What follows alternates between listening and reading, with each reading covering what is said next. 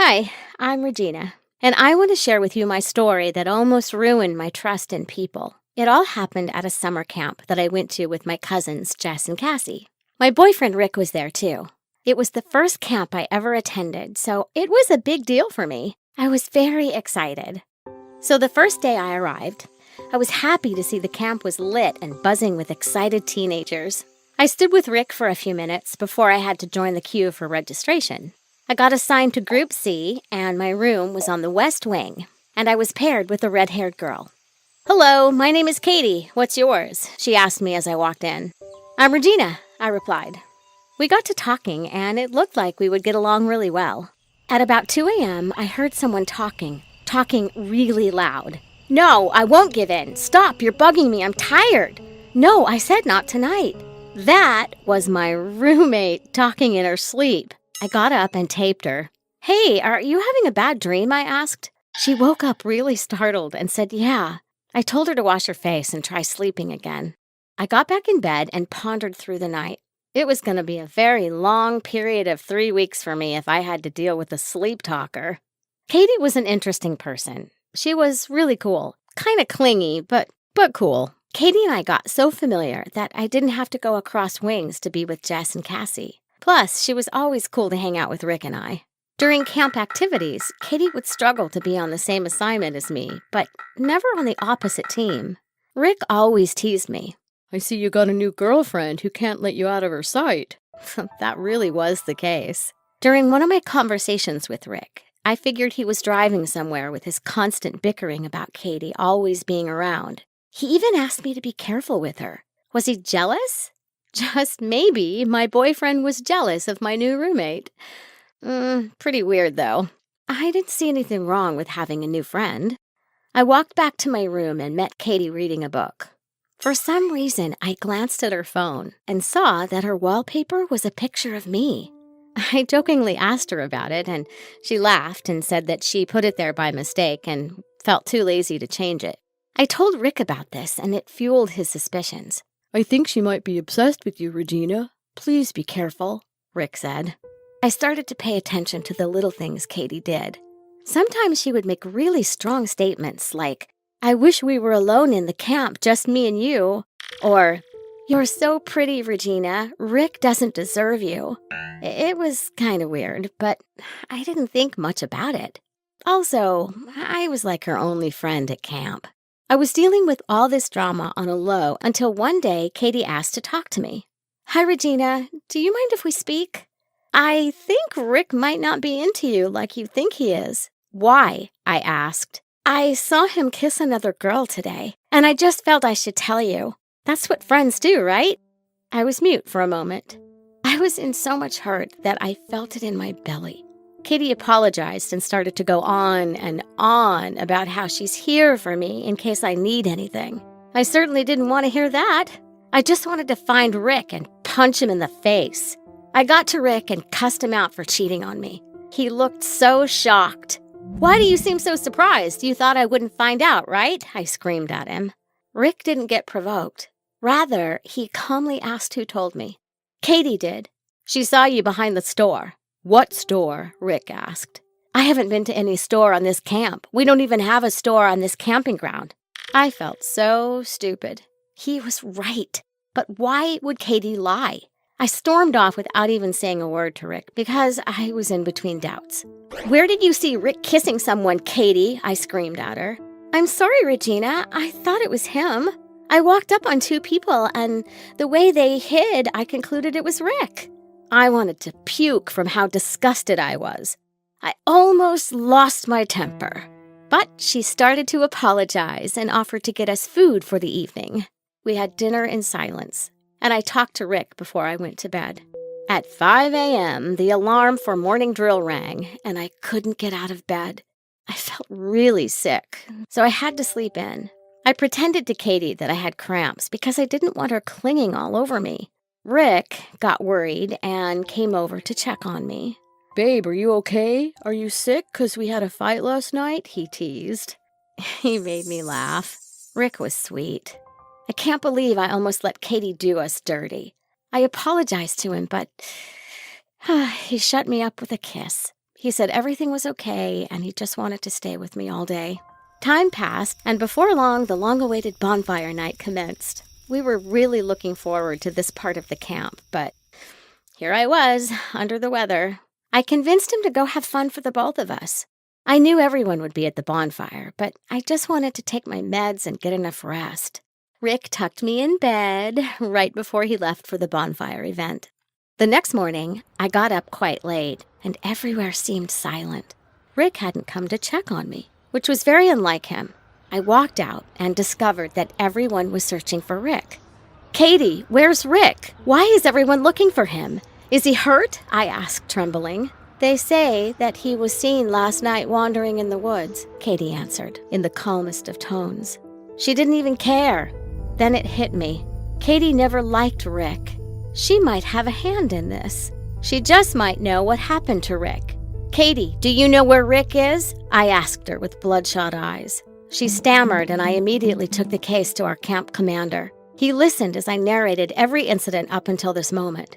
He called Katie to question her, but she denied having anything to do with Rick's disappearance. Aretha, one of the girls in my dormitory, said she saw Katie and Rick together that night, and she was sure Katie knew where he was. By the end of the day, the search party found Rick in the woods.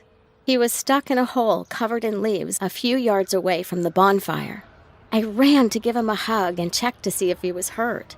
Fortunately, he had no bruises on him, but the story behind his disappearance gave me the chills. Katie asked me to escort her towards the lake. She said she wanted to apologize for causing a quibble between you and I, but she had a different intention. I walked with her, and immediately we got to that spot, she pushed me in the booby trap. It was unbelievable how she did it while she talked about how lucky I am to be with you and how much she wanted to be you herself. I begged her to get help, but she just left me for dead. Listening to Rick's experience with Katie infuriated me. The girl was crazy, and I was determined to make sure she paid for what she did. I walked up to our camp commander to report the case. I couldn't deal with all the crazy anymore. Katie had to leave. She was a nuisance to me, to Rick, and everyone around. Rick was right about her, and if I had listened from the start, I probably wouldn't have put us in this mess, I thought. Katie seemed unapologetic for what she had done. Would you believe that when she was asked why she did what she did, she said she loved me and wanted me for herself? Why me? What did I do to deserve all of this? I guess I'll never know. Katie got thrown out of camp as punishment for her misconduct, and I had to live through camp with rumors of the incident. Some campers were nice, and they also thought Katie was crazy. Others didn't believe the story, so they stuck their noses up each time I passed. Anyway, Rick and I are still together, and he teases me a lot with reference to Katie. I learned that we all have to be careful with the people around us, because you never know who's coming to get you. Hi, my name is Alana, and this is the story of how I betrayed my best friend, and why I don't regret what I did. Saskia and I had been best friends since before we were even born. Our mothers became friends at a pregnancy group, and we attended the same playgroup, preschool, and the same school. Although we were quite different people, I like sports and Saskia is way more into fashion and art. We could talk for hours, and we told each other everything. I never thought something as trivial as our prom could end that. We'd always kind of made fun of the prom. Saskia thought it was stupid getting so hyped up about one night of the year and desperately trying to ask someone to be your date, and I agreed. We always said that we would go together and just enjoy the night as friends. But that was before Saskia met Will. Will was from another school and had only recently transferred to ours. He was intelligent, tall, and blonde, and had the cutest accent. All of the popular girls wanted to be his girlfriend, and in the space of 6 months, he managed to go out with 4 different girls. If anyone ever asked him why he had broken up with a particular girl, he would just say that they had been too superficial or self-absorbed for him, and that he was looking for a girl who was clever and funny. Only I saw straight through his facade, and that was because my cousin Jessica had been his girlfriend at his previous school, and had warned me. She had said that on the outside, Will was the perfect guy, smart and sensitive. But in reality, he was only after clever girls so they could do his homework. And he was not a nice person at all. Jessica told me that Will would tell her that she was useless or ugly and would threaten to tell everyone what a horrible person, selfish person she was if she didn't let him cheat in exams or didn't steal her parents' money to give to him. He sounded borderline abusive. When Jessica had finally told someone what Will was doing to her, he humiliated her, telling everyone that she had copied his exam, which made her automatically fail all of hers. I was totally shocked at what she told me. And what a monster Will really was. I got tonsillitis towards the end of term, so had to have the week off. When I got back into school, I found that Saskia had been paired up with Will in science in my absence. And they had got on like a house on fire. Saskia seemed like a different person. All she could talk about was Will. Will is really kind and sensitive. He's not like all the other boys here who just see girls as objects. He treats me with respect. Will cares so much more about his studies than other guys I've met. It's so nice to have proper, deep conversations with him. Will told me that my art portfolio is amazing. I can't believe how sweet he is. Usually, I would have been really happy for Saskia, as she deserved a perfect guy. But I knew that Will was far from perfect, however he appeared at the moment. I had to save my friend before it went too far. I tried telling her what Jessica had told me, but each time I did, we would get interrupted by something. Eventually, I cornered her outside the school gates one day. Saskia, I need to tell you something. I need to tell you something too, actually. You'll never guess what. Will just asked me if I would go to the prom with him. My heart dropped. This was really bad. Saskia was in danger of getting into a terrible relationship.